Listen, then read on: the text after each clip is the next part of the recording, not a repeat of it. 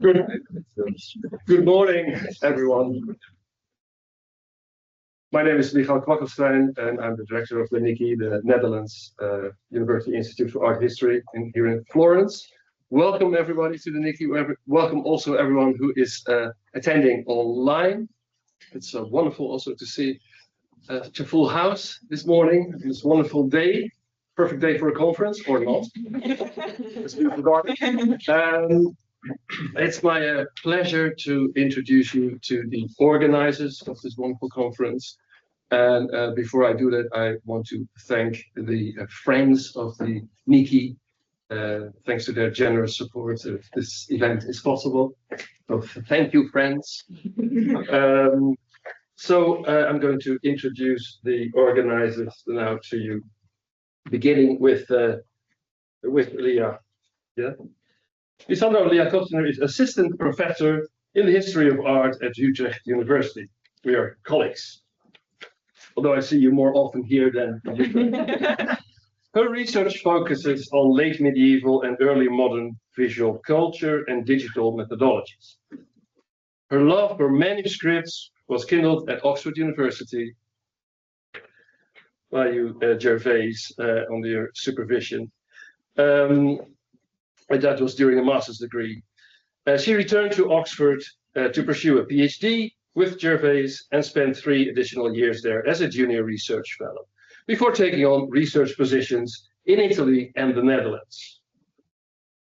Most recently, and I found out about that because you sent me an email only last week, that she was awarded a very, I would say, a super prestigious award. And that is an award by the Dutch Research Council, NVO, and that was with the project Artful Algorithms, a computational study of artistic collaboration in Renaissance Perugia. And we here at the NIKI are very, very pleased and honored to partner with you in this very important and pioneering project. In the spring of this year, Lia stayed with us as a visiting professor. That was like 3 months you stayed here, during which time she organized an expert meeting on the use of digital tools for studying Renaissance painting. And of course, I'm delighted that you're back here, and that together with Constanza Beltrami, Elena Lichmanova, she has organized this conference, The Challenge of Historical Distance. And that is to celebrate your scholarship, the scholarship of Gervase Rosser, and in honor of his retirement. So I'm also very pleased to see you back here at the NIKI, because you were here in residence in 2012. Am I correct? 13 years ago. Wonderful time. I was at the conference of Antonello Damasceno also. There's a very disconcerting collapse of time going on. Are you talking about distance? No proximity. Yeah, I noticed it when I saw you yesterday. It's like, you know. Yeah, we haven't changed it. Yeah. It's like I complimented you yesterday. Okay, so I now will introduce Constanza Beltrami. She is a senior. Where are you, Constanza? Here. There you are. My God. And you're a senior. She is a senior lecturer at Stockholm University. Before joining the university, she was Gervase's colleague at the University of Oxford, and Dr. Costanza's work explores Gothic art and architecture in the late 15th and early 16th century. She's interested in architectural drawings, collaboration, artistic exchange, and temporality. And then Elena Lichmanova is curator of illuminated manuscripts at the British Library. She's also a final year PhD student at the University of Oxford, under the supervision of, guess who? Her work centers on Gothic illuminated manuscripts and the early tradition of marginal images in England. So thank you all. Thank you so much for organizing this conference. And I will now pass the floor to you and yeah, thank you. Thank you so much, Michael. Thank you for that warm introduction. That is okay. We would like to express our gratitude to NIKI for kindly hosting us today and for so generously enabling us to host this event and have this event take shape. So thank you so much. And we're also grateful for the incredible team here at NIKI, especially Lex there in the back, and our wonderful team of student assistants who have invested so much time and care in making today happen. And also to you, our friends and our extended scholarly family, who have come here from far away or from close by to share in this conversation and celebration. Thank you for being here. Many of us know Gervase as a thoughtful colleague and as a generous friend, but few, among whom I count myself as being very fortunate, have known him as a teacher. One of the qualities that makes Gervase such a remarkable teacher is his insistence on asking difficult questions. He never allowed us the comfort of an easy answer, but he invited us to press deeper, to complicate, and to use a word in which he often delights, to problematize. It is from this insistence that our conference today takes its cue. As a researcher, Gervase has worked across both the fields of history and art history. As a historian, he has focused on neighborhoods and communities, on guilds and confraternities. As an art historian, he has written, among other topics, on Duccio and Dante, on the art of Antonello da Messina, and on miraculous image cults. What unites these diverse strands is a commitment to questioning how human communities of the past constructed meaning and identity. To explore this question requires an investigation of historical contexts. It also calls for an acknowledgement of the ability of artworks and artists to contribute with sophistication to intellectual debate. Precisely because Gervase's scholarship is so rich, it took us some time to find the right theme for our conference. How could we pick just one thread of a life's research that is so impressive and diverse in scope? What unites medieval urban environments, such as medieval Westminster, with guilds, with miraculous cult images, with Italian Renaissance painting, and Dante? How can we reconcile Gervase's interest in both Renaissance Italy and medieval England? In short, how can we celebrate the fact that Gervase is both historian and art historian? That was important to us because although we were supervised by Gervase as art historians, we knew also Gervase as the historian to always be present through his way of thinking and his immense knowledge of historiography. Thanks to inspiration from Jane Garnett and Josh Elsner, we arrived at an insight. The comfortable placement of Gervase within both disciplines made us ask a seemingly simple question. What is the relationship between history and art history? What are the ways of applying history to our understanding of images of the distant past?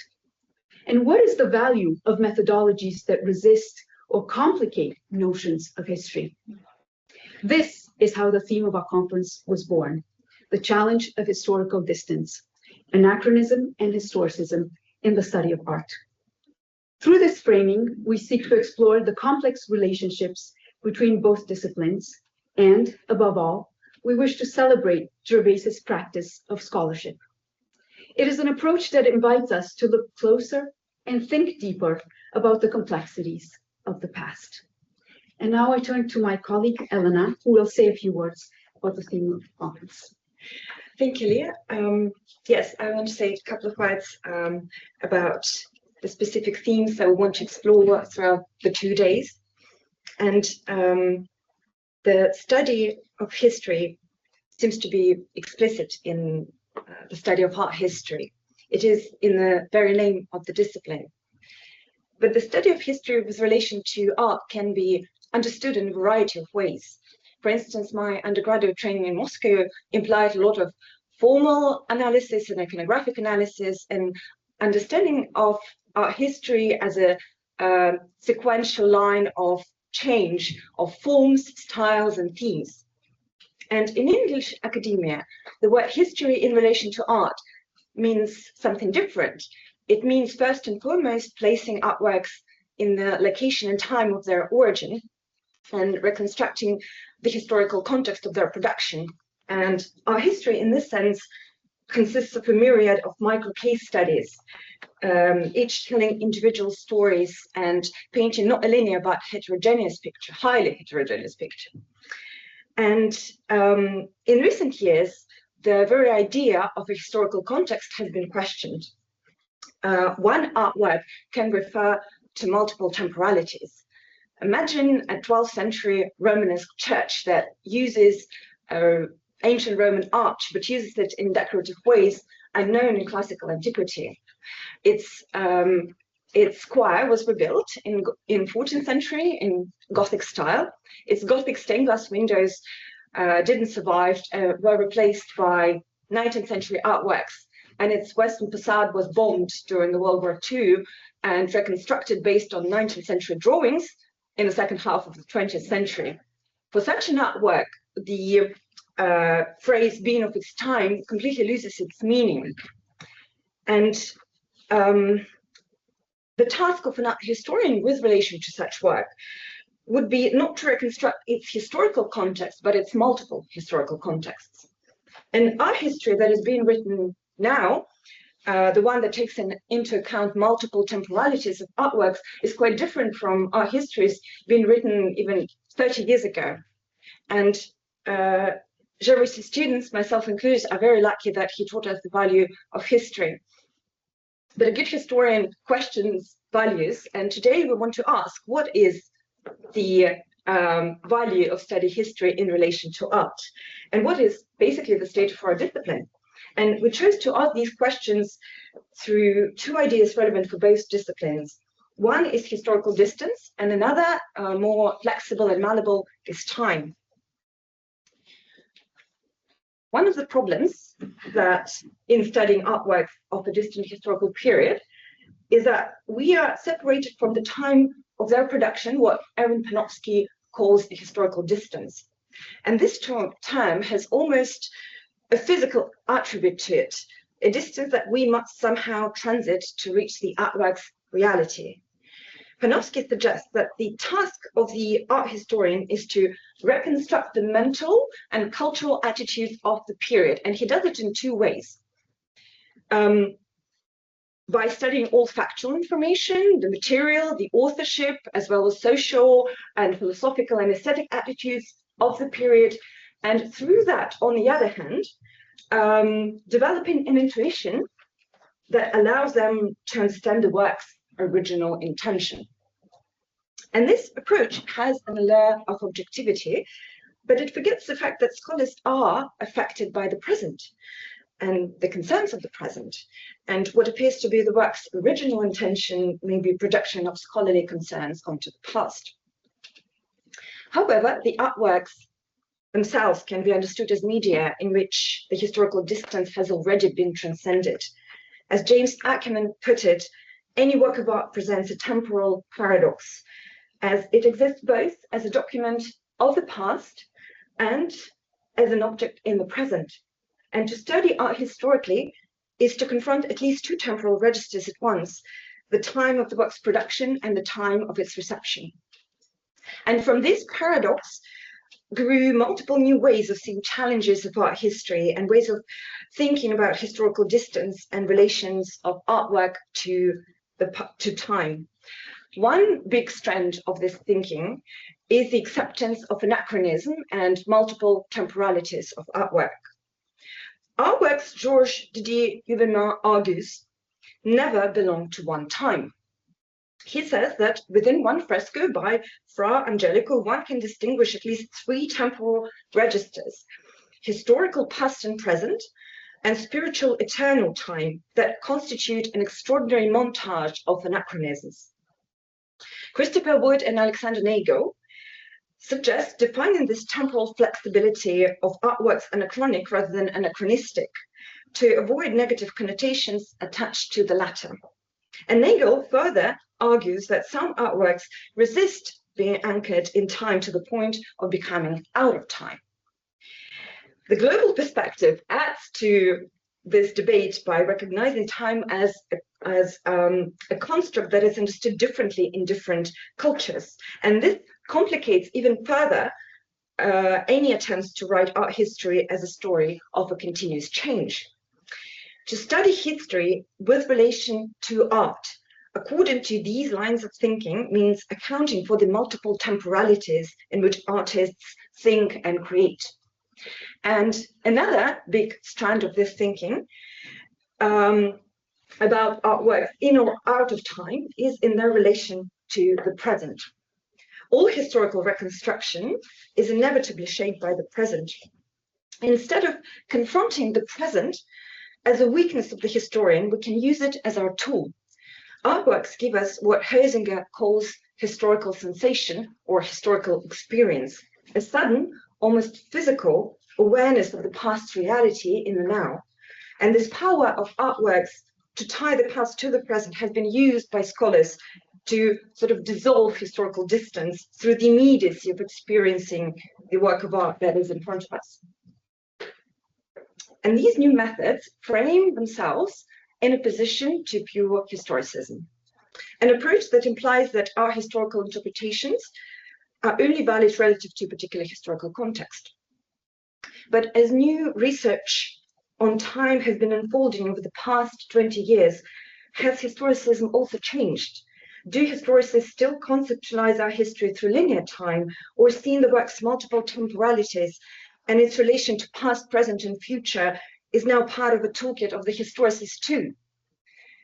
So through this conference, we want to foster a dialogue between historicist, anachronic, and presentist approaches, and to nourish each other's understanding of our history and to generate new ideas about the study of the past. Before we start with our first session, I wanted to go over a few logistics. The program spans today as well as tomorrow, and I wanted you to be aware that the conference is being recorded as well as live streamed for people online. The same link for people online works for both today as well as tomorrow. And some speakers will present their papers here in person, and others will join us online. To sustain us throughout the day, NIKI has very generously and kindly offered us both lunch today and tomorrow, as well as an apericena, a dinner this evening, and a reception tomorrow evening. Both of these will be served in the Institute where you've had the coffee break, and everyone who's in attendance is welcome to join. Dinner this evening has been moved from 7 o'clock to earlier, just to follow the end of the last session. So as soon as we end, the food and the drinks will be available. And there's also some small changes in the program, which I wanted to flag. The excursion for tomorrow, which was due to take place at San Miniato, had to be changed because of renovations. So that will take place at the Duomo, in front of the Duomo in Florence. And please note that due to space constraints, this excursion is restricted to the speakers and the chairs. But we do look forward to seeing everyone back here at the Institute for the final discussion, as well as for the reception. And I would like now to hand over to my colleague Costanza, who will chair our first session.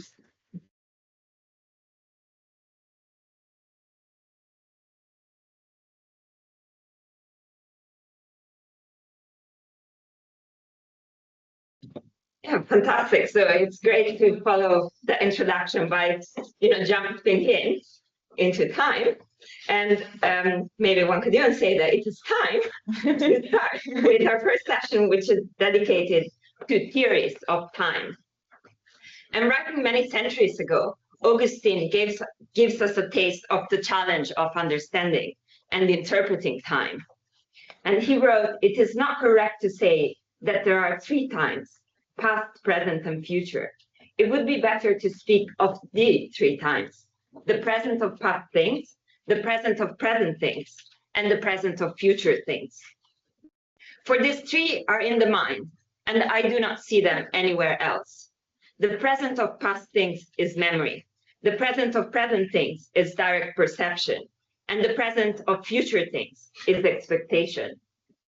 So that sounds quite complicated, and this first session starts to kind of explore this complexity that is evoked by Augustine, and also introduce the theme of the conference as a whole by investigating some of the key texts, methods, and challenges They are created by artworks as historical phenomena that persist across time. And there will be 3 20-minute papers, and then if we have time, we will take a few kind of focused questions after each paper.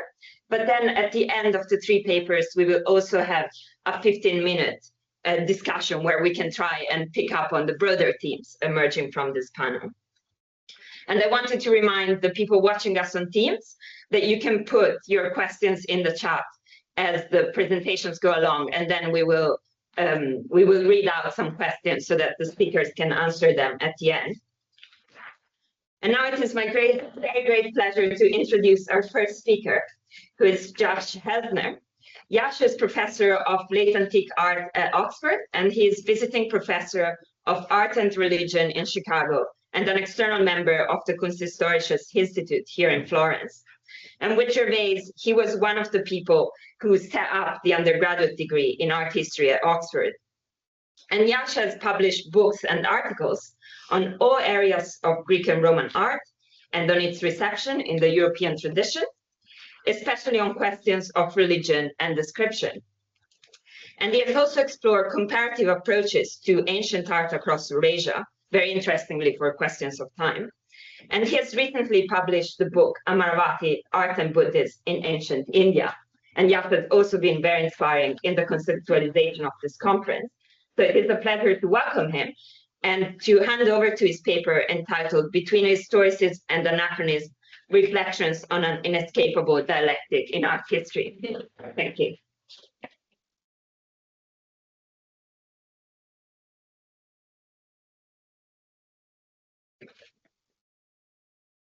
Thank you very much. It's wonderful to be here, both from a distance, Oxford, and a kind of closeness at the Kunsthistorisch. Okay, in recent years, there's been a persistent attempt by a number of the most distinguished art historians working today to make the case for anachronic approaches to the discipline. That itself was a reaction to the dominance of the historicist model of interpretation, often founded on positivist readings of relevant documents whose deepest weakness is the reductive assumption that putting things into their historical context is somehow a sufficient and adequate way of addressing what is valuable or interesting about any given work of art. Now, that approach, a kind of reflex and unthinking historicism, is clearly inadequate. Whether anachronism itself, even in terminology, a model founded on historicism and espousing anti-historicism, at least in some respects, can be said to be an adequate response, seems to me in question and problematic at the very least, but perhaps this conference will solve that. So by way of addressing the issues, I want to turn to the historiography of our discipline and what is, in my view, the key essay that established the significance of historicism as a methodological model for most of the 20th century. It was written by Erwin Panofsky, here he is with a cigarette, very anachronic, and it was written in a very tense political times during the 1930s, only translated into English from German in 2012. The paper was the foundation for his theory of iconology, which came to dominate American art history from the 1940s to the 80s.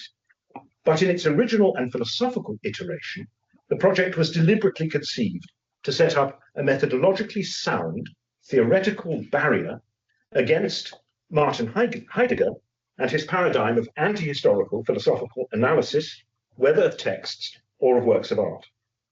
The issues are riveting and intense, as well as setting significantly higher cultural stakes for the question of historicism than have been rehearsed, in my view, in the more recent attempts to revive anachronism. On the problem of describing and interpreting works of art, the title, in English at least, of the paper, was a lecture delivered to the Kant Society in Kiel by Panofsky in May 1931, and was published in the philosophical journal, not art historical journal, Logos, in 1932.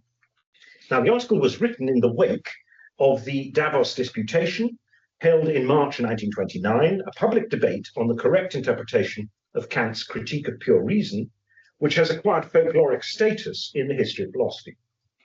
The debate between Panofsky's mentor and professorial colleague at Hamburg University, Ernst Cassirer, a Jew with liberal political inclinations, then 54 years old, and the acknowledged master of Kantian studies in the older generation, and on the one hand, and on the other hand, the young genius Martin Heidegger, an Aryan, then 39 years old, the recent author of The Revolutionary Being and Time, which was published in 1927, and perhaps already by 1929 possessed of the National Socialist inclinations for which he remains infamous. Panofsky's paper of 1932, moving the territory from philosophical to art historical interpretation, culminates in a direct attack on Heidegger. Panofsky makes the case more cogently and urgently than it has ever been made, I think, before or since, for the preeminence of historicism. He argues that the rigorous scholarly determination of positions that were historically possible within a given time period, in order to understand the works of art or literature produced in that period, is our only defense against what Heidegger proclaims as the necessary violence of interpretation. Panofsky's model of a correct application of historically situated scholarship to create a historical circle around our objects of research is intended as a bulwark against any easy fall into interpretative anachronism. In the charged atmosphere in which the Weimar Republic descended into Nazi dictatorship, it was an impassioned claim against populist and presentist instincts to appropriate the past, which would indeed descend, and swiftly, into forms of interpretative judgment that certain races and sexualities, for example, were degenerate, judgments which would lead, as we know too well, to literal violence that was much more than merely interpretative. It's clear that how apparently theoretical musings about interpretative description, historicism, and anachronism were in fact directly political, urgent, frankly existential in 1932. Now, in his Kantbuch of 1929, written against Cassirer and indeed the whole Hermann Cohen tradition of neo-Kantianism, and immediately after Davos, Heidegger had chosen to give priority to Kant's first thoughts in the Critique of Pure Reason, rather than to his revisions in the second edition. It's a really interesting move intellectually to do that. Heidegger justified this procedure by invoking a principle of the necessary violence of interpretation, quotes, in order to wring from what the words say, what it is they want to say, every interpretation must necessarily use violence. And Heidegger describes the force that guides and justifies such violence in these terms. The power of an idea which shines forth must drive and guide the laying out. Only in the power of this idea can an interpretation risk what is always audacious, namely entrusting itself to the concealed inner passion of a work in order to be able through this to place itself within the unsaid and force it into speech. Note that Heidegger here has imputed the agency of volition into Kant's words on the page, what they want to say, their concealed inner passion, and tied this to the audacious power of an idea that drives and guides the interpreter's intervention. Panofsky responds, this idea is necessarily misleading, since it stems from the same subjectivity that produces the violence in the first place. That is, he stands back from the subjective rejection of dispassion or disinterested impartiality, which is at the heart of Heideggerian violence. Against the dangers of violence as, quotes, roving arbitrariness, Panofsky asks who or what draws a line around this violence, and invokes an objective criterion dependent on purely empirical circumstances. Since all interpretation is subjective, any act of interpretation needs what he called an objective corrective, by which one could be assured of its historical and philosophical validity. He writes, such a corrective does exist, and it belongs to the sphere of historically situated factuality, which provides a boundary that must not be crossed by any interpretative violence in order not to turn it into roving arbitrariness. It is a sense of general intellectual history which clarifies what was possible within any worldview of any specific period and any specific cultural circle. In relation to our topic of historicism, Panofsky's 1932 paper is a heroic use of the sphere of historically situated factuality within the discipline of art history to establish a firewall against ahistorical and anachronic interpretations which impose forms of contemporary ideology on the past. Its power as an objective corrective to willful whimsy is impressive. Its clear and intellectually justified prohibition on the importation of historically impossible procedures is fundamental, and frankly, it was also extraordinarily foresighted in terms of seeing some of the dangers ahead. He illustrates his approach at the end of the article in a brief discussion of Dürer's Melancholia, when he writes, art historians use the intellectual testimonia of the Renaissance, among which are naturally the writings of Dürer himself, to show the worldview within which Dürer's Melancholia, for the first time, brought together in a single conception the sufferings of creatures with a sense of fateless agency. The possibilities of this worldview alone draw a line against what we might otherwise lean towards interpreting as depression in the modern sense. We should note that the territory of Panofsky's essay is not historicism versus anachronism per se, but rather how the inevitable subjectivity of interpretation can be most appropriately constrained by an objective corrective so that it can be applied to the past in a methodologically sound manner. As far as art history is concerned, his project is how to write history in such a way as to balance and constrain the subjectivity of a later observer's interventions through the objective limitations of what was possible in the period and context of historical focus. But really, the paper is about the ethics of interpretation as discrimination and as violence, issues that were far more urgent in 1932 than scholarly worry about historicism, and about questions much more pressing and contemporary than works of art from the past. The objective corrective of historically situated factuality, rather than the application of self-serving willful fantasy, remains, I think, the only way in which we can distinguish fake news from reality and disinformation from truth. Now, the circle Panofsky so effectively draws around the object of art historical inquiry in the 1932 article is entirely designed to protect that object from historically impossible interpretative violence. What it utterly fails to determine or to justify are which kinds of historically possible interpretative approaches may be appropriate in order to elucidate an art historical problem. Unfortunately, this challenge, what might be reformulated as how to constrain the potential violence of historically possible interpretations, has never been taken up conceptually anywhere in the discussion.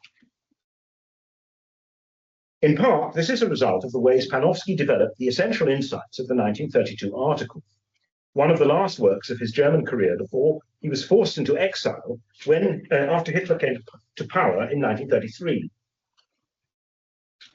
In his writings on iconology and that applied iconology, which became the apogee of his American career. The failure, in my view, of Panofsky's American enterprise, and particularly his theory of iconology, is that he never addressed the question of what is adequate or appropriate within the historically possible confines of his circle around the object of study. Art historical historicism became a game of which texts to apply, how much more learned you could appear, and how much cleverer your argument could be than those of your rivals in the field. And of course, Panofsky was always cleverer. The politically charged rigor of the 1932 article gave way to an intellectual flatulence that has enabled and still enables the kinds of permissive historicism that have come to replace actual thought in so much of the art history of the 20th century and beyond. We may say that seen from the outside, Panofsky's circle is prohibitive and intellectually substantial, but seen from within, it is permissive and entirely unrigorous. So let's take an example from Panofsky's own work at the height of his post-war dominance to illustrate the problems.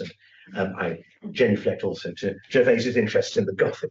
In the late 1940s, Panofsky researched and wrote and lectured intensely on the origins and nature of the Gothic, giving us a lecture series on Gothic style in 1942, publishing his book on Abbot Suger of Saint-Denis in 1946, and delivering the addresses that became Gothic architecture and scholasticism in 1948.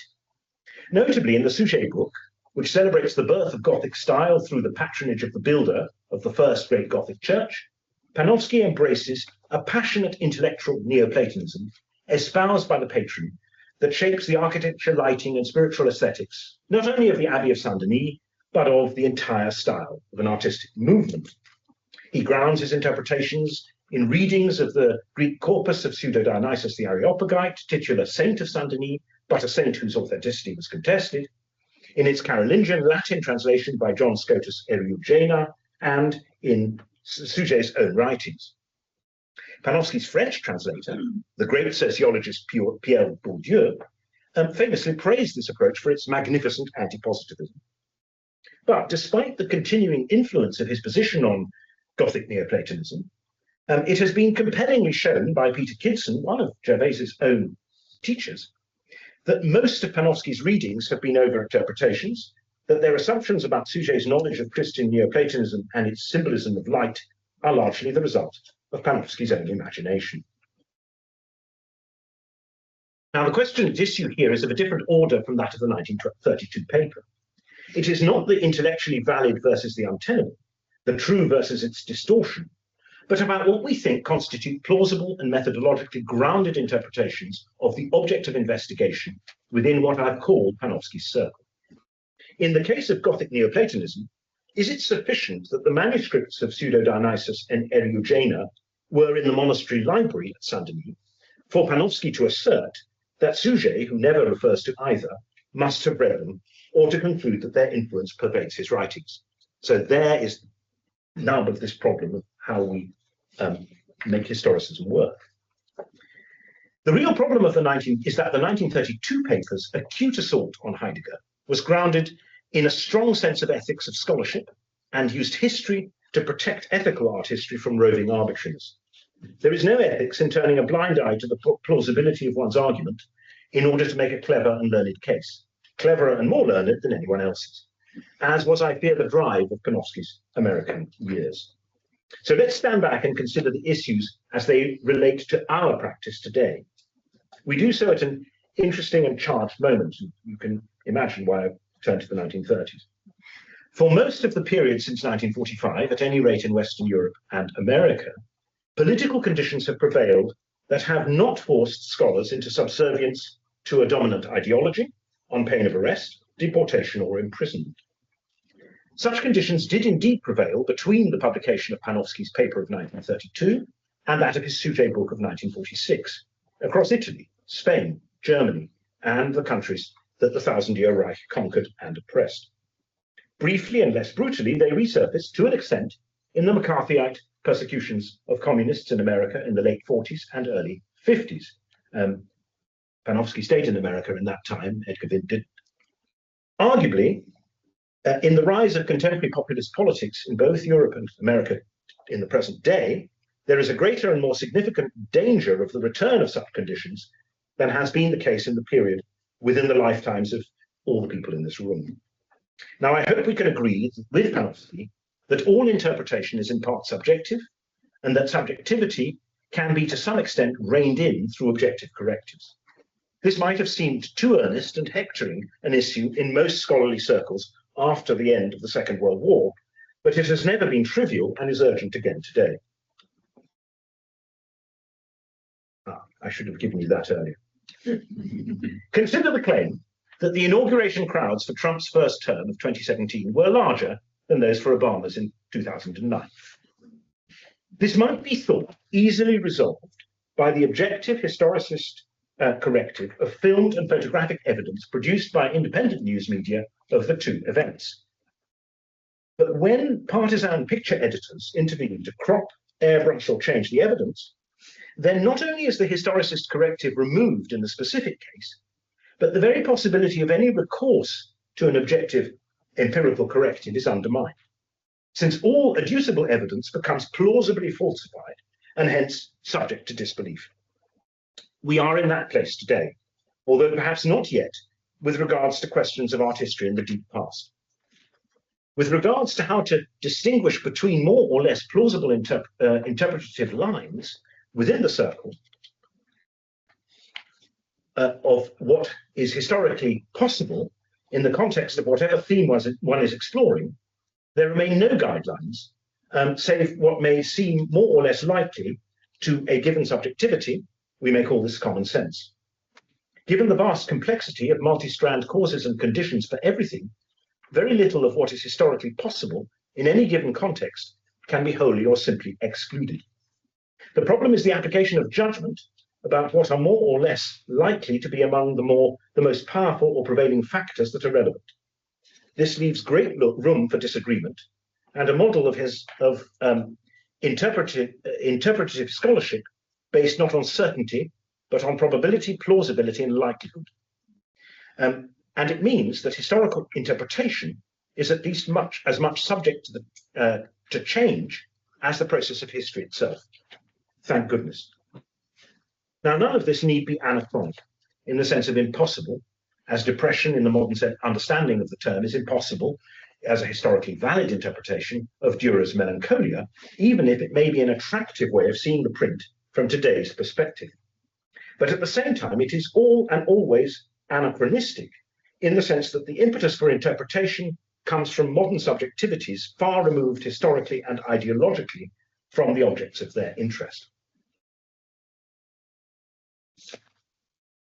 The weakness of this approach is that it requires all players, art historians in this case, to agree to play by the rules of the game, where we do not doctor the empirical evidence, are open to its different weighting depending on different contexts or factors being adduced, and understand that all our sources are themselves the products of historically situated interpretative subjectivities caught in the same hermeneutic complex as we are ourselves. I say weakness because there is little here by way of reliable checks and balances, not much protection here against those who choose explicitly or secretly to break the rules, nor against any ideologically driven authorities who determine that certain subjects or issues cannot be adduced, whether or not they pertained to the time period and context of our study. But more deeply today, we are rapidly moving to a place where no one will be able to assess the empirical validity of any fact, text, or image which is adduced through any digital means, likely soon to be the overwhelming model of such information, through the internet, or feeds to one's phone or soundbite tweets.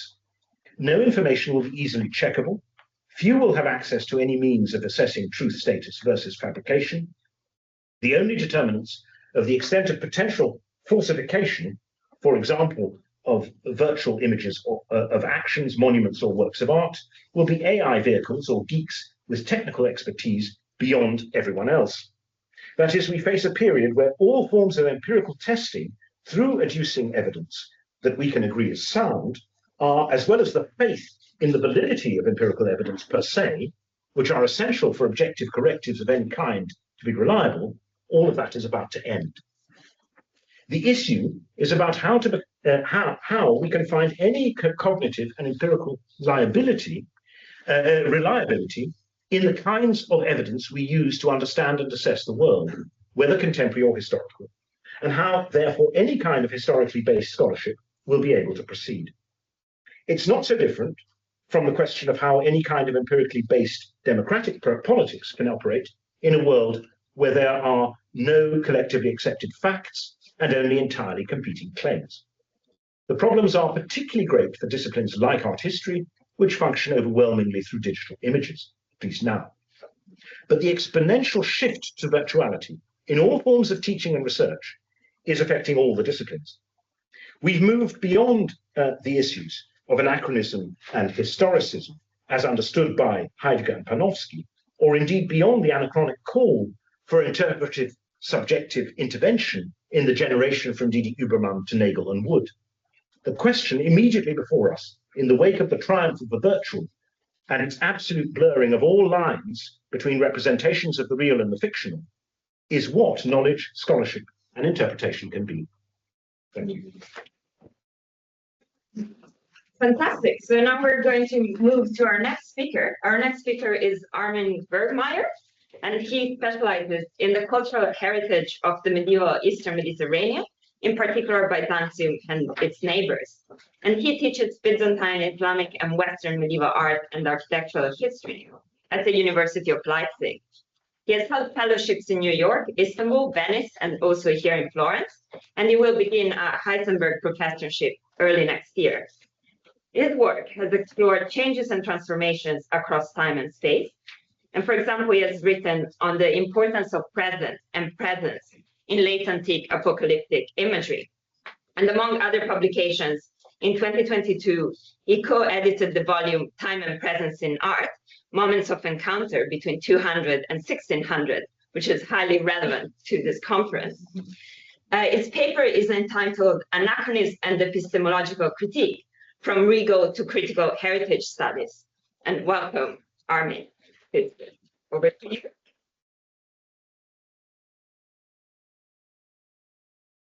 Thank you very much for the introduction. Thanks for having me. I'll use these books.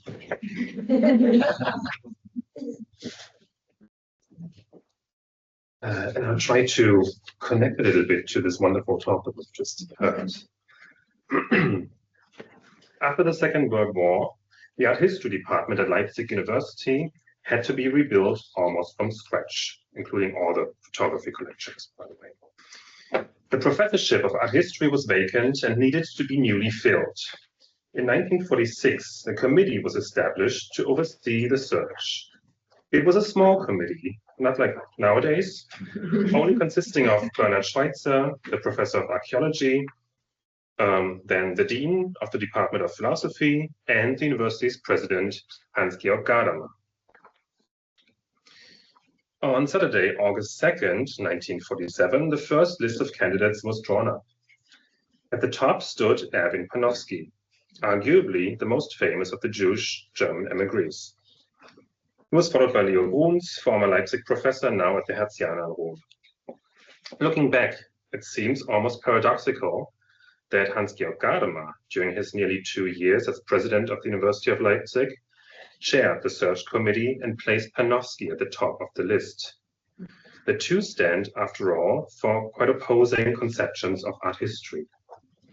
Panofsky's iconological method ultimately prevailing over Gadamer's phenomenological critique of knowledge.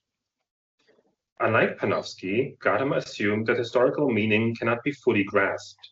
Rather, it is only through the process of viewing and understanding that works acquire new meaning again and again. Panofsky, by contrast, and we've heard this, argued against older stylistic approaches and instead favored interpreting artworks within their specific cultural and historical conditions through iconography and iconology. Thus, if we simplify, the meaning of Panofsky's objects is linked to one moment in time, whereas Gadamer's gets recreated again and again. Panofsky ultimately declined the offer of the Leipzig chair, and Gadamer resigned from his presidency 2 months later. By the end of 1947, he had moved first to Frankfurt and then to Heidelberg, where he also brought Karl Levit, a figure to whom I will return later. What I would like to show in a brief talk is how Gadamer's and other scholars' approaches can be viewed as precursors of the contemporary focus on cultural heritage studies, and what these have to do with time, temporality, and accepting anachronism. The buzzword heritage is very popular right now, to the point where it loses its contours and stops being useful. However, I believe that if we start to use it in a more targeted manner, it can invigorate a discipline that has had little methodological vigor since the iconic turn in Bildwissenschaft in the 1990s. For while there have been a lot of areas of inquiry added to art history, this has rarely brought on new methodologies and instead rather led to retreating to older, sometimes more positivist approaches. If heritage is used as a thing, an object, it similarly loses its epistemological potential. But heritage is not an artifact, a building, a site. Instead, I advocate for using it as a method. It is, when we think about it this way, in fact, an entirely new concept. And some of you will certainly say, and you're right, that this is what we've been doing all along. But I think what heritage offers has been a possibility for art history for a long time, but one that has not been fully realized. Before I continue to outline a brief historiography of this approach, let me define heritage and then use some examples that I want to use to illustrate my point. Heritage is a methodological approach to understand material artifacts and human-object relationships. It seeks to understand how the past has been used, valued, and misused over time. A cultural heritage approach asks not, what is this object about, or what does it mean? Rather, it asks, how did people use it, and in which structures of knowledge-making was it embedded? Cultural heritage studies emphasize process, the permanent change and transformation of the material and of the values associated with it. It includes studying traces of use and reuse, preservation, excavation, restoration, forms of display, forgery, recreation, and spoliation. This form of a cultural heritage approach does not seek knowledge about an artifact, it seeks knowledge about knowledge production. Thus, there's a strong temporal element in cultural heritage studies focused on interactions with material culture over time. Two aspects of time need to be studied. One is the object in time as it moves through time, and the other is modern ideas of time and history that may differ from those of past moments or of remote regions. The latter is intimately linked to epistemological critique, which arguably is the most important part of a heritage approach. It deconstructs the modern lens in order to prevent us from distorting the historic object more than necessary, in a way similar to what Panofsky tried to do, but different. And while understanding modern lenses cannot annihilate historical distance, it is my conviction that can reduce it. If we don't do this, we make the object we study conform to our ideas of time, history, and heritage, and eventually what Josh talked about with regard to Panofsky. If you're smart, you can make the object conform to pretty much anything. Particularly regarding the pre-modern period, we find scholarly attempts to explain away reuse across time by using notions such as triumph, antagonism, conflict, magic, or epitopeic powers. Now I move into my examples. The Roman past, for example, was used by groups that we today do not necessarily associate with ancient Roman heritage. When they get reused, we frequently turn to one-off ideas that explain this alleged anomaly for each case and prevents us from changing our ideas of history and heritage. The goal is to retain an object's meaning at the moment of inception. If another meaning gets added, it needs to be a unique one relating to the historical or religious context at the moment of reuse. What it usually does not get interpreted as is as objects that are being reused to continue an idea of the past and belonging at the moment of reuse, so expanding the original meaning. But the pre-modern world was much more fluid and it embraced anachronisms wherever it could. Spolia and acts of spoliation are possibly the epitome of this. Particularly, the Eastern and Southern Mediterranean are full of reused artifacts that were put on display to showcase the relationship between material culture, history, and identity. We find these in Venice, in southern Italy, in Aghlabid and Fatimid buildings, as well as on the walls of Byzantine, Seljuk, and Ottoman buildings in Syria and Anatolia. Let me start with an example that you all know, which is San Marco in Venice. Its facades, but also the interior, are outfitted with manifold artifacts from Eastern Rome, Byzantium. The tenor in scholarship is that these objects were largely looted from Constantinople and put on display to visualize the military triumph. Thus, the older objects are reduced to being about a unique one-off event that happened in close temporal proximity to the outfitting of the facades. However, there's no historic evidence to support this reading. On the contrary, evidence suggests only in the course of the 16th and 17th centuries, historians started to make this connection between the spoliar facades and Venetian triumph during the Fourth Crusade in 1204. But it is my contention that spoliar reuse in Venice indicates a conscious connection of the city to its perceived Eastern Roman past. And we can talk about this more in detail later. Right now, it is important to note that despite lots of evidence, scholars have been cautious to identify the spolia as signs of the Venetians inscribing themselves into an Eastern Roman history and displaying their own Venetian, but also Roman identity through them, possibly because of the obvious anachronisms between 13th century building and the earlier Byzantine artifacts. In the Eastern Mediterranean and beyond, we often encounter similar newly erected buildings or city walls that visibly incorporate and display older fragments. These instances make clear that the older fragments are alien to, but part of the new structure. They thus communicate their attachment to the past. Maybe the most famous of the Seljuk structures that reuse ancient and Byzantine material are the 13th century walls of Konya, which are no longer extant but survive in drawings from 1838. Here, Seljuk objects and inscriptions were placed amongst Byzantine flying victories, the ancient statue of a naked Hercules, and other artifacts. Rich spoliar displays also survive in monuments such as the Saib Atta Mosque, where two ancient sarcophagi flank the portal to the mosque, interrupting the otherwise distinctly Persian or Seljuk style decoration. The city's main mosque, the Al-Ain Jami, showcases rows of reused Byzantine columns and capitals, while sarcophagus fronts are displayed on the facade of an unnamed mausoleum in its courtyard. Just moving through them really fast. The town of Akshi was filled with 13th century buildings that proudly displayed artifacts from the ancient and Byzantine past, and they're all Seljuk buildings.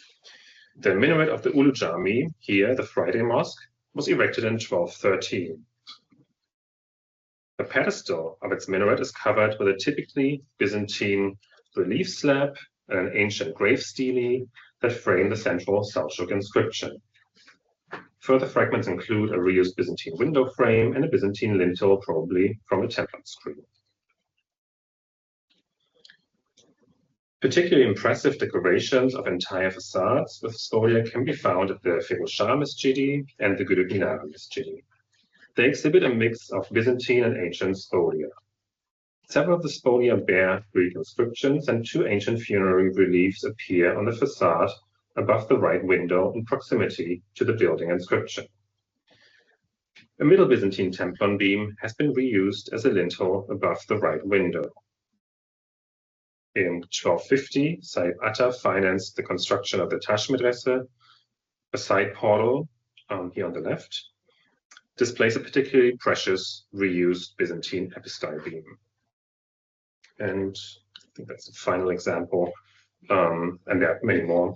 The Himmet Baba Mausoleum in the small town of Kümbet shows that Seljuk dignitaries liked to surround themselves with the remnants of the past, not as military trophies, but as objects that signified the realities in the Byzantine Seljuk border region. One more. The Yunus Emre Mosque in Kocash and the Devlet Han Jami in Yalvac are just some buildings that demonstrate a lasting interest in the Roman past and Muslim Christian communities well into the 15th century. So these are later, and we could continue until the early Ottoman period. I'm going to cut the discussion short, however, of what all this reuse means. It is clear that it is not pragmatic and that it is not unique to any single place or even century. We can identify certain categories and modes of display across regions and, with variation, also across periods. The examples show that the presence of the past was embodied through material artifacts. One reason why we have not been able to see this is that an artifact has one moment in time in which it can have meaning. If it gets reused, it needs to be in contexts of magic or antagonism, that purposely ignore the original meaning and stand outside proper ways of knowledge and meaning production. This ignores that older artifacts can become part of the present and thereby change their meaning. For example, away from demarcating the altar of an early Byzantine church to becoming an object that marks the continued presence of the Roman Byzantine past in the Seljuk and Ottoman present. The fluidity and the changeability of the significance of these objects is supported by Gadamer's argument that objects acquire meaning in fluid ways over time and can also retain that meaning, but at later moments. So it stretches out that one single moment. In order to see this, we need not only study various moments on in an object's life across time, but we also need to employ epistemological critique. Notably, ideas about cultural continuity in the pre-modern past differed from our modern understanding. The underlying structure of historical time. The concept of the continuous teleological progress of time and history is a product of the modern era and the European West that was alien to most pre-modern societies. As Byron Ellsworth Harman recently pointed out, the linear progress of historical time was not even the ruling paradigm in the early modern period. Only later did this teleological structure of time and temporal progress become the basis for our modern nation states. But I want to come back to my original thoughts on heritage and the scholars that have long striven to integrate this method, whether they name it so or not, into the art historical discipline. Mostly they don't. Early on, Armin Riegl has noted art history's adherence to a concept of artistic development that was calibrated to a notion of constant historical progress.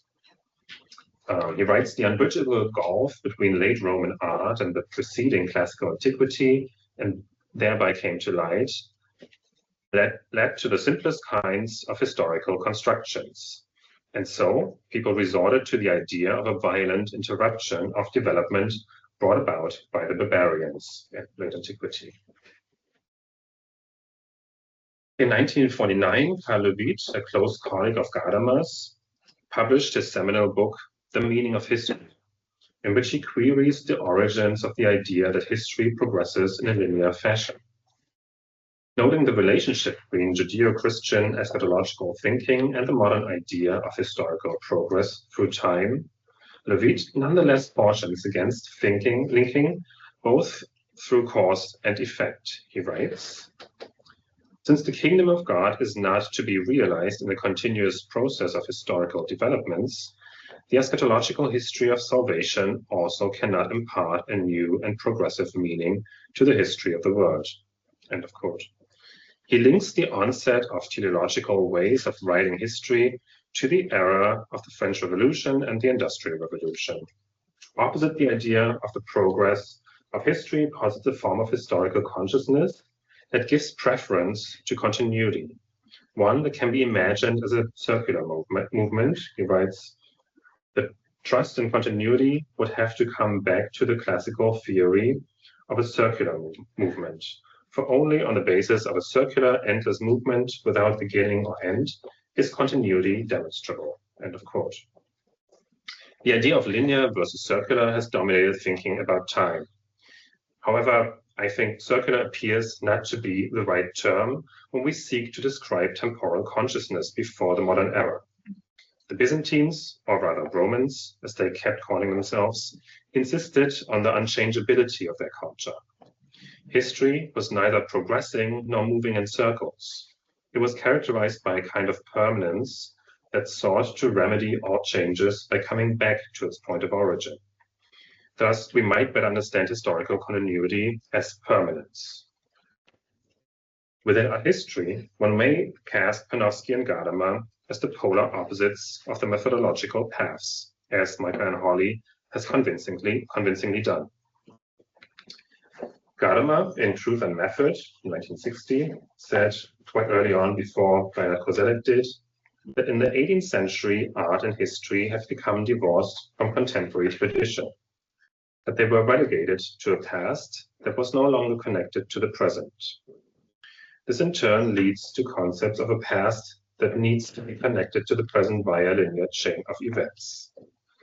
Famously, art historians and philosophers in the 1980s and 1990s have called for an end of art history, or in Arthur Danto's case, an end of art, because of the linear teleological narrative of artworks succeeding one another had come to an end, not because of the discipline itself was failing or stopped to function. Hans Belting republished his ideas in a book entitled The End of Art History in 1995, breaking away from narrating art history as a linear development of works that can only ever take one single place in the chain of art historical progress. Gadamer's ideas are often implied here. But long before the 1980s, Eastern German art historians had realized that this linear teleology was a problem for art history. In a slim volume entitled Prinzipien und Methoden from 1966, East German art historian Peter Feist published some thoughts on art historical methods. While in the title he announced that these as Marxist, the content of the book is only Marxist insofar as it upholds the importance of studying art in relation to questions of community and society. Importantly, and much against Marxist ideology, Feist argued that notions of progress have no place in the history of art. A few years later, 1971, the first issue of the Lexicon of Art, a collaboration of various East German art historians, appeared. In it, there are two entries for the discipline, one titled Kunstgeschichte, the other one Kunstwissenschaft. The former one is clearly the more old-fashioned guise of the discipline, defined as the historiography of the field, and A and B as the narrative of the development of art and artistic styles. The entry on Kunstwissenschaft makes no allusions to any idea of the progress and development of art through the periods and styles, but rather focuses on themes. These, of course, now soundly Marxist: the production of art, context of productions, and labor. But the juxtaposition of these two entries, only interrupted by a short entry on arts and crafts, exemplify the old and the new idea of what art history was and what it should be. Artifacts should no longer serve as examples in the progression of history from the past to the future, but become visual sources that are used as historical documents to solve larger problems. To conclude, Gadamer and the people who followed him teach us that meaning is not fixed in time, but a continuous negotiation. This is too what heritage studies aim for. In addition, I have wanted to highlight the importance of epistemological critique, which allows us to move beyond pure object biographies. For while Gadamer's idea of meaning as process is not new to art history, I believe it has been too closely coupled with a Panofskian approach, which merely recreated the original moment of inception as a string of moments in object biographies. By contrast, heritage studies and epistemological critique render modern lenses visible and allow us to deconstruct them. It also helps protect the objects, I've realized during Yasha's talk, because I mean, it does what Panofsky wanted, but not in this moment of inception, but it helps us reflect on our own preconceptions. By contrast, heritage studies and epistemological critique render modern lenses visible and allow us to deconstruct them. Certainly, there are many lenses that divide us from how people in the past looked at the world around them. But by peeling off the ones closest to us, we can at least reduce historical distance. Thank you. It's great to jump in again in our first session, still discussing theories of time. And it is a great pleasure to introduce Keith Moxey, who is, as you can see, joining us from Zoom. Thank you so much for being here, also at a very early hour of the morning, I know, so that's great. And Keith Moxey is Barbara Novak Professor at Barnard College and Professor Emeritus at Columbia University. He's the author of books on the historiography and philosophy of art history, as well as on 16th century painting and prints in Northern Europe. Among many other publications, his book Visual Time, The Image in History, is particularly relevant to our theme, and it explores multiple temporalities and artwork's ability to generate their own times for attentive beholders. It also challenges linear periodizations, but also at the same time reveals the power dynamics at play in concept of heterochronicity and in the embrace of multiple temporalities. And his talk today engages exactly with this aspect, with the challenge of the idea of global time. And it is entitled Globalization's Dilemma. Thank you so much, Keith. We're going to set up so that you can start your presentation.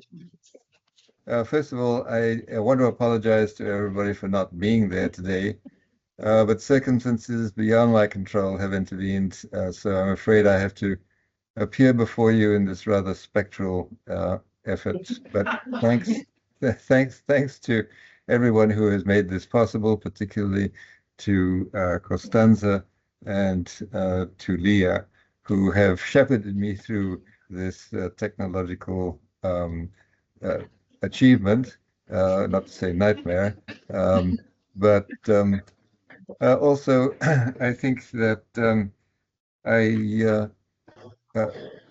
want to try to work out how I could intersect with the talks that I've already heard, and I think that in a way Josh Elsner's talk about the situation in art history today, its historiographic trajectory through the 20th century, and the dilemmas that confront us today, was a lot about time. I mean, the way in which time has been so central to the history so far, its own history.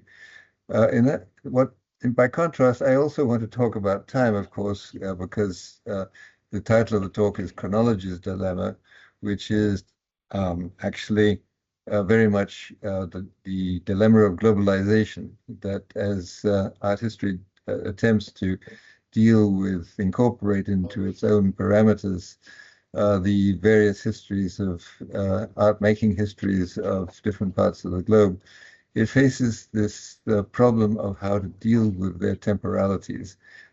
Can their temporalities be folded into the traditional temporality of art history, which is chronology, or must we accept that there are insuperable problems of translation that prevent us from doing so? So that, in essence, is what I'd like to talk about today, and here's my text. Chronology is, as you all know, the sequential dating system developed in Europe in the 17th century to determine the historical location of events in the past. And can you all hear me? Yes. It's okay. Chronology was only adopted as a universal time at a Washington conference in 1885. It all depended on trying to get the trains to run on a particular time, because if it left New York at such a time, you had to be able to tell when it reached Chicago. It's now used, of course, as a measure of time. As for this European and American version of time is now used throughout the world, regardless of whatever means of making sense of the past these various cultures may have had. If universal time is now global, this was not always the case.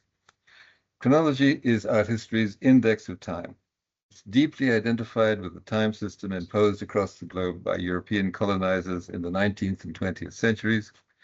And one of art history's most entrenched myths is that its temporal trajectory represents a development that leads from the Paleolithic pictographs to the creation of something called art during the Renaissance. Hans Belting famously argued that the religious images of the European Middle Ages, such as icons, invested with supernatural agency, were gradually replaced in the course of time by Renaissance paintings characterized by their aesthetic rather than their religious power. In other words, a wonderful thesis, sweeping thesis that accounts for the whole trajectory, this teleological trajectory of the history of art. Centuries of paintings and sculptures produced in the service of religion were neglected in the interest of attending to what was called art. As Gervase Rosser has pointed out, the irony of this thesis is that it consigns so much of European art to the category of images before art. The dilemma of chronology lies in accepting the European idea of history as the matrix for which to tell the histories of non-European cultures before contact. In other words, what interests me here is, to start off with, is the various forms of telling time that have been obliterated by the adoption of so-called universal time. What is lost and what is gained by applying our own standard to narrativize the past of cultures in which it was unknown?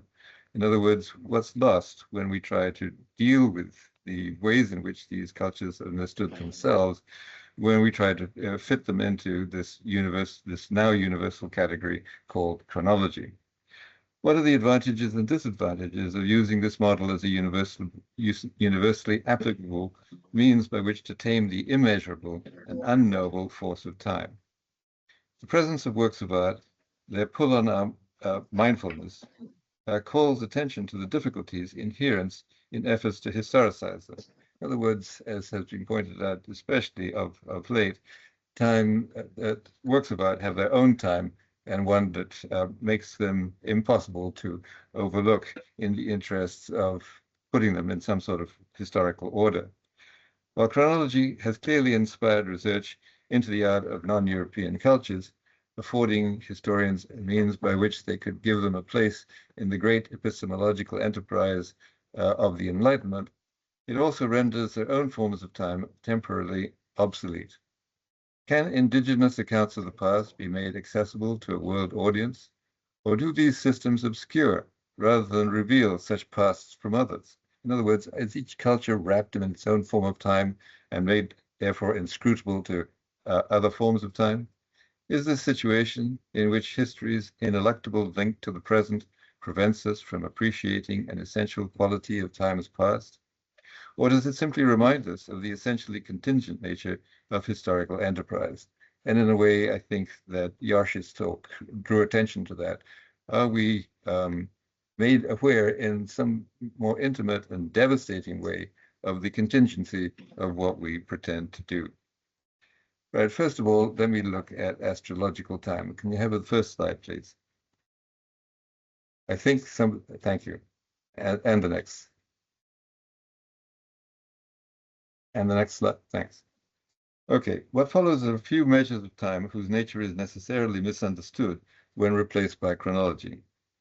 This slide is taken from one of the most beautiful books ever produced, I think, the Padchanama of Shah Jahan of the early 17th century. The Mughal courts of the 17th century India observe the passage of time in several different ways. For the pious followers of Islam, it was the cycles of the moon and the time elapsed since Muhammad left Mecca for Medina. Yet for the Emperor Shah Jahan, the most inconsequential form of time was undoubtedly astrological. Styling himself the Lord of Conjunction, he identified with Tamerlane, the 14th century Mongol ruler of Central Asia. And here we are. He has on facing pages of the frontispiece to this book has Shah Jahan facing Tamerlane. Tamerlane, the founder of the Mughal dynasty, had adopted this title of Lord of Conjunction because of the juxtaposition of the planets Saturn and Jupiter in the night sky at his birth. And Shah Jahan also took up this title, which had been created by his predecessor. The orbits of these planets, Saturn and Jupiter, approach each other very infrequently, sometimes separated by centuries. But when they do, they appear to overlap with one another so as to appear as one intensely bright star in the night sky. This planetary coincidence meant that for many astrological believers, Shah Jahan was the same person as Tamerlane. In other words, instead of belonging to the past, as chronology would dictate, Tamerlane was thought to have returned anew with a planetary cycle. Identification with his distinguished ancestor was so profound that Shah Jahan commissioned an astrological treatise linking the number of letters in his name with those of his illustrious predecessor.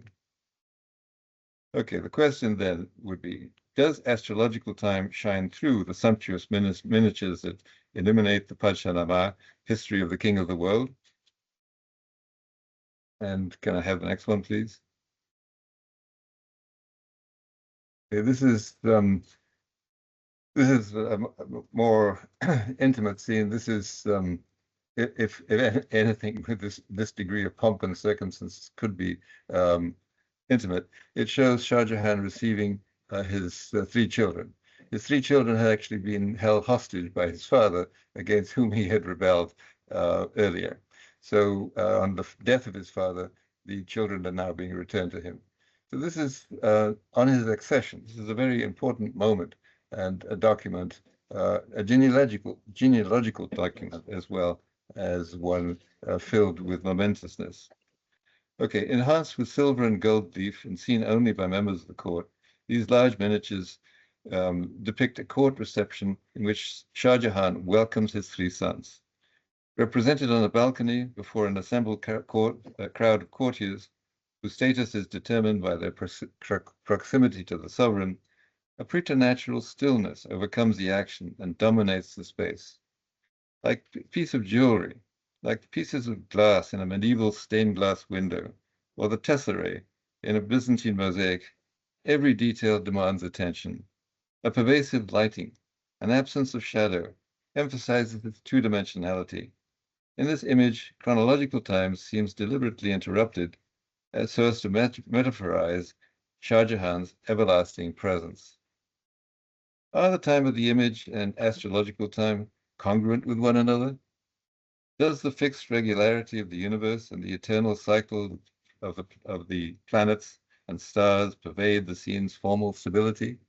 In other words, can we see something other than chronological time when we look at this manuscript? And what are we seeing? What do we? Well, not only what we see, well, what do we feel? What is affect reaction to this scene? Perhaps such questions are avoided, but in other words, questions like this are avoided if Mughal time is misunderstood as belonging only to universal time. Chronological history, in quotes, has no place for the circular time of the planets and vice versa. Must chronological time occlude astrological time? Can it capture the temporal nuances that inform Shah Jahan's conception of himself and the beliefs of the members of his court?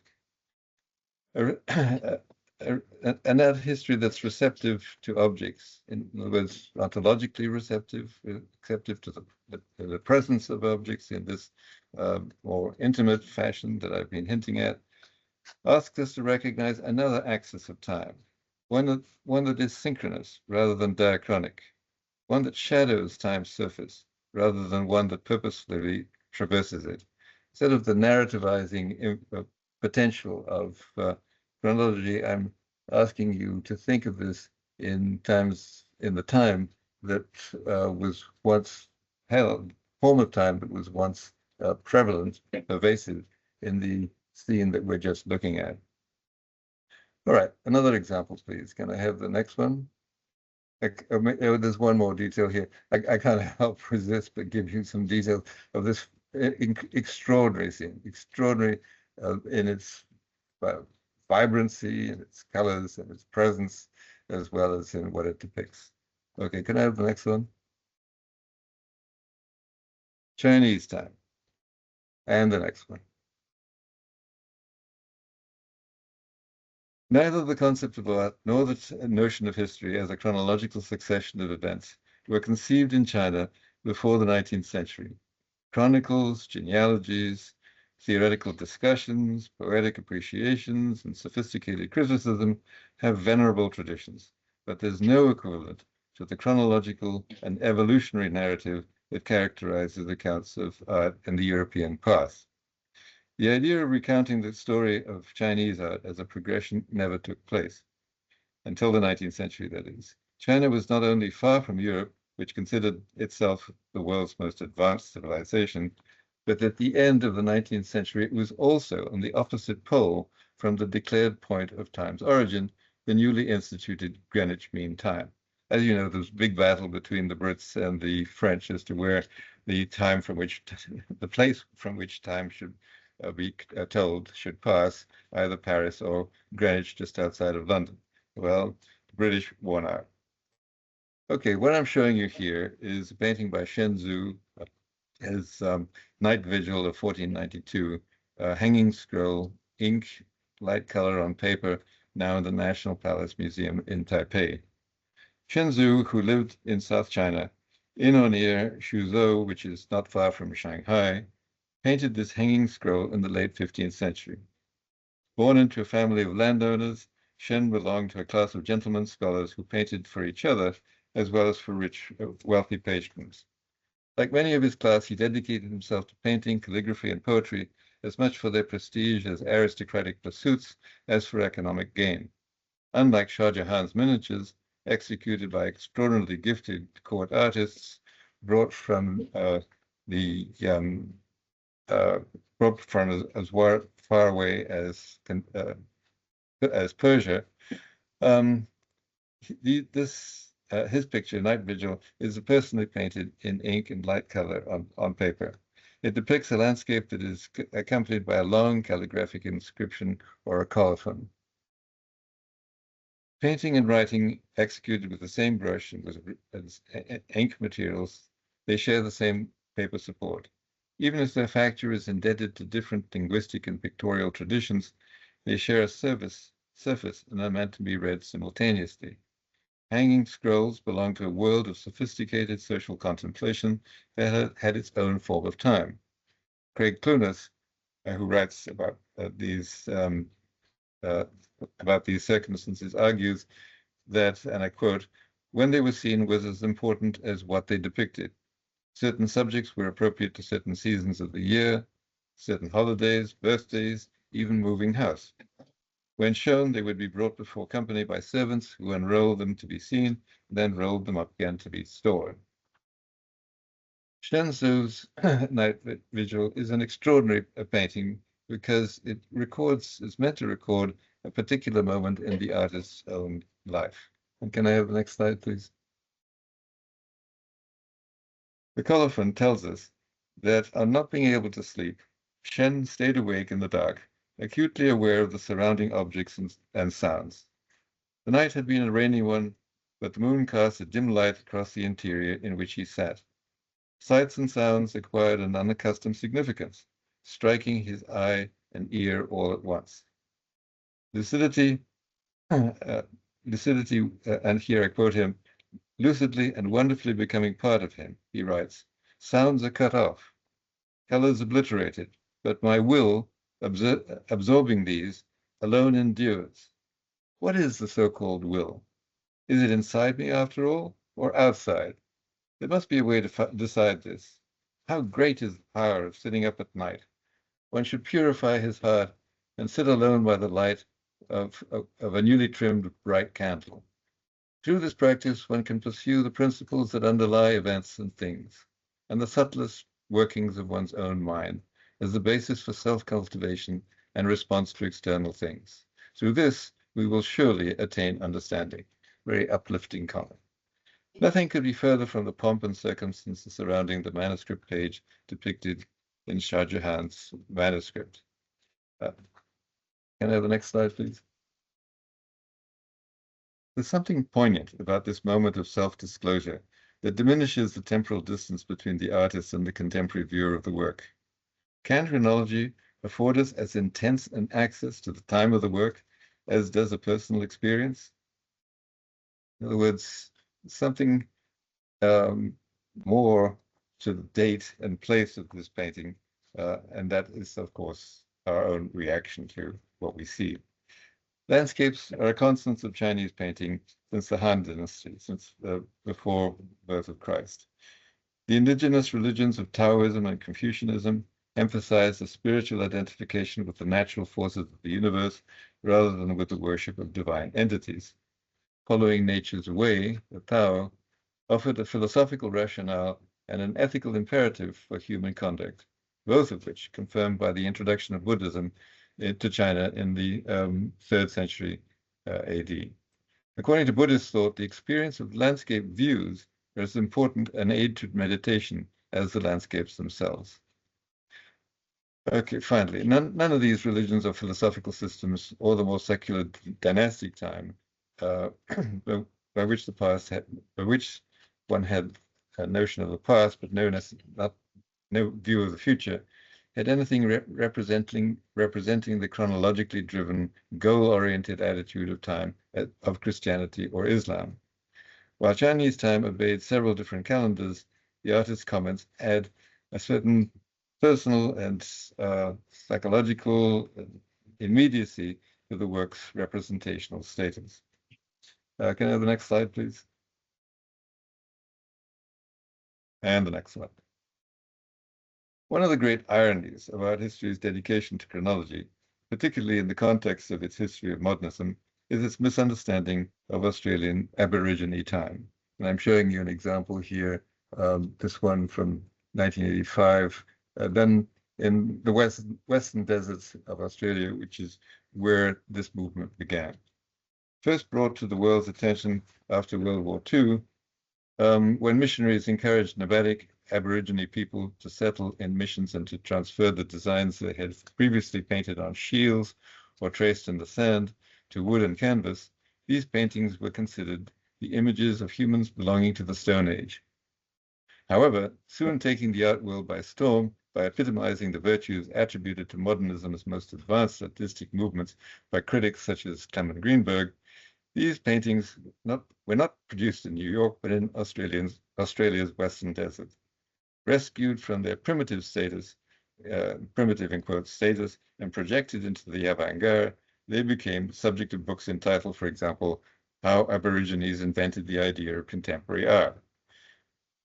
Unlike the abstract expressionist paintings they resemble, these works are products of the dreaming. Wonderful concept. Aborigine dreaming is variously defined, but it consists of myths about the origin of the world and everything in it. Even if the time of the myths is thought to be ancient, they still govern the religious practices and the social and cultural arrangements of Aborigine peoples to this day. There is simply no past, no present, and no future. Now time is determined by patterns established long ago that are expected to be followed forever. Rather than an abstraction, however, this painting relates to a fire ceremony during which participants shake burning branches so that the embers float into the night sky, and events associated with the creation of the constellations. Moving along then, can I have the next one? Okay, and the next one, please. Two recent books by Monica Juneja and Claire Farago, one of whom is an Indian scholar working in Germany, and the other one is actually a former student, Claire Farago, who is an American who is, I believe, living in Los Angeles now. These two scholars propose fresh approaches to writing the history of global art, and both make use of the prefix trans you don't see it in the title, but it's ubiquitous in the book themselves. Trans, T-R-A-N-S, trans as in transport or transfixed and so on. By trans, however, these authors adopt an approach that crosses national and cultural boundaries. Useful as this adjective can be as a means of navigating the massive differences that characterize the world's art-making circumstances, it also suggests a utopian ease. In other words, even if the attempt to overcome the massive differences that characterize these, for example, the traditions I've just been mentioning, it also suggests somehow that it's easy to get from here to there. And that's really what I want to draw attention to. Reacting against fixed notions of national and cultural identity that have so often marred and limited art historical thinking, they argue for a relational idea of identity that is more fluid and malleable with which to establish a theoretical framework, if not a method, for a new global art history, global in quotes. Aimed primarily at the circumstances currently governing the production of global contemporary art, these books suggest that considerations of culture, nation, gender, and class are relational rather than essential. All of them depend ultimately on the agency of the historian creating the historical narrative. Once again, contingency is important here, as it was in the circumstances narrated by Josh at the end, towards the end of his talk.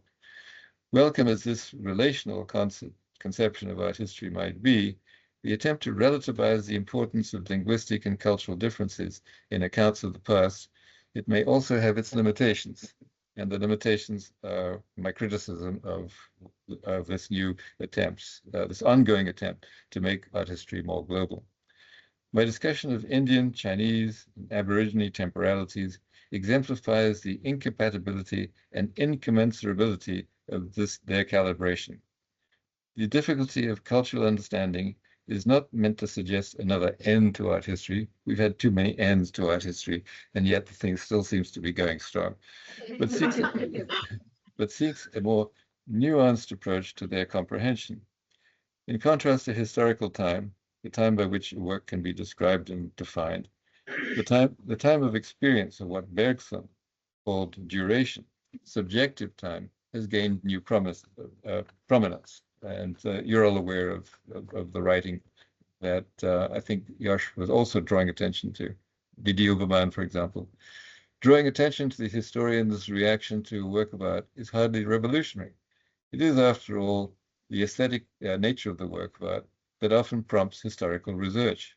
Affect enables the appreciation of the time embedded in objects themselves. Herder once wrote, "There is time in every material thing." Several differing temporalities are worthy of recognition. And this, I guess, is one of the points I want to make. Time one would be one belonging to the time of European domination, allegorized here by chronology. Time two, another represented by the temporalities of non-European cultures before colonial contact. And time three, the more personal form of time, the presence of the object of contemplation. So the intersection, the interaction between the object and the person looking at it in the present moment. Chronology's narrativizing movement often overpowers not only non-European measures of time, but tends to ignore the intensity of individual awareness. If universal time allows historians access to the study of objects of different cultures, this does not necessarily prevent objects and historians from sailing past each other like ships in the night. Instead of using one time scale for all cultures and all times, location might determine the measure of the time most appropriate for the historical circumstances in question. In other words, we might begin to think of tying time and space together, as indeed did Albert Einstein in his theory of relativity. The dilemma of chronology lies in its power to reduce all forms of temporality to one that is intelligible to the neo-colonial circumstances under which we labor today. While affording universal access to the encyclopedic variety of the world's art, it simultaneously reduces that complexity to a banal uniformity. Thank you.